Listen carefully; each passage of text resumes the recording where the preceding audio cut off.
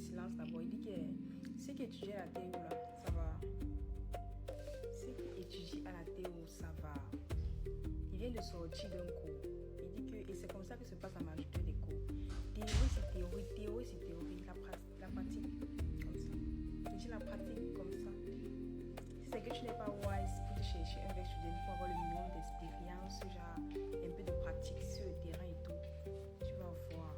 Il dit que tu vas voir. En plus d'être difficile, on n'a même pas de vacances. Donc, genre, pendant que les gens sont en train de temps qu'elles parlent des vacances, là, nous, c'est pendant les vacances qu'on nous compose. C'est tellement compliqué. C'est trop compliqué. Je vais expliquer ça comment. Regardez comment les cheveux ne poussent même plus sur ma tête. Mais, pardon, beaucoup de courage. Allume ton cerveau, mon frère. Allume ton cerveau. J'ai une seule question derrière cette vidéo.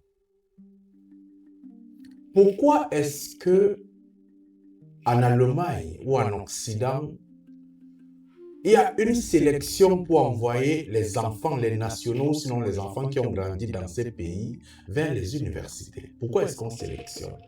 On n'envoie pas n'importe qui. Mais pourquoi est-ce que les Africains, eux, ils ne sont pas sélectionnables? Ils décident de partir vers ces universités par choix, parfois. Si tu sens que ta note te permet, tu as le choix, c'est l'ambassade qui décide s'ils veulent déjà beaucoup d'universitaires, s'ils veulent beaucoup de personnes qui vont aller dans les centres de formation professionnelle. Pourquoi est-ce qu'il n'y a pas un concours pour pouvoir entrer dans ces universités? Question très importante. Est-ce que l'université en Europe avec beaucoup de théories est différente de l'université en Afrique?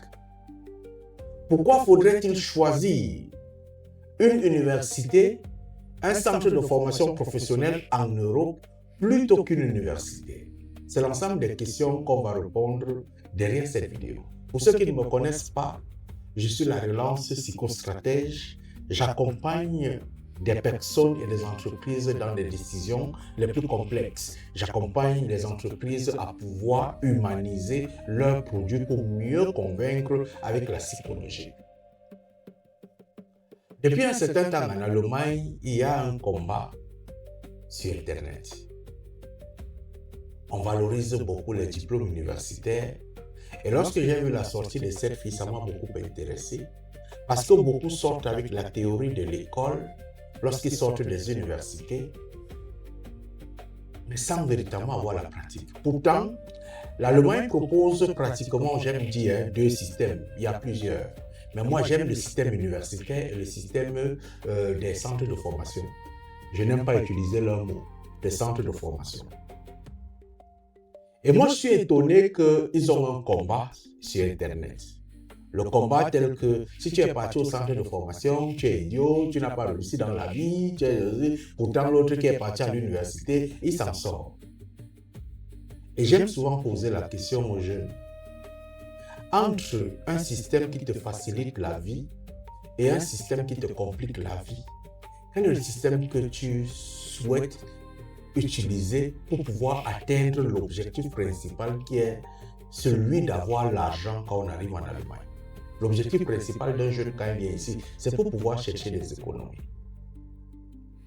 C'est là où on va entrer dans ce qu'on appelle le diplôme et le positionnement social, et le certificat est là pour pouvoir apprendre un métier. Quand tu arrives en Allemagne, tu as un choix.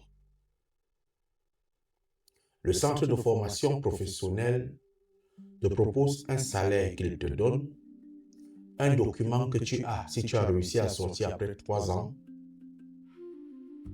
Et lorsque tu as le document, tu es déjà une personne qui est intégrée. Et la chose la plus difficile en Occident, c'est avoir ce document. Donc tu vas trouver des étudiants qui viennent, ils font 10 ans. Ils n'ont pas de document. Tu te demandes que mais depuis 10 ans, il n'est jamais parti dans son pays. Pourquoi? Parce que le système universitaire est complexe pour lui. Il peut faire 10 ans, il n'a pas le master, il n'a pas le bachelor. Pourtant, ce diplôme ne lui donne qu'un positionnement social parce que la différence de salaire n'est pas souvent très grand. Si celui qui est sorti d'un centre de formation professionnelle a l'expérience du terrain, il peut se retrouver avec le même salaire qu'un ingénieur qui a le diplôme. Mais comme le système éducatif francophone nous a vendu les rêves depuis longtemps, le jeune va se retrouver bloqué à cela, à dire que je veux avoir un grand diplôme pour pouvoir se vanter devant les gens. Mais finalement, on est venu là pourquoi? Avoir l'argent, la connaissance, les compétences pour pouvoir aller. Mais quand tu pars à l'université, tu n'as pas de compétences techniques, tu as des compétences théoriques.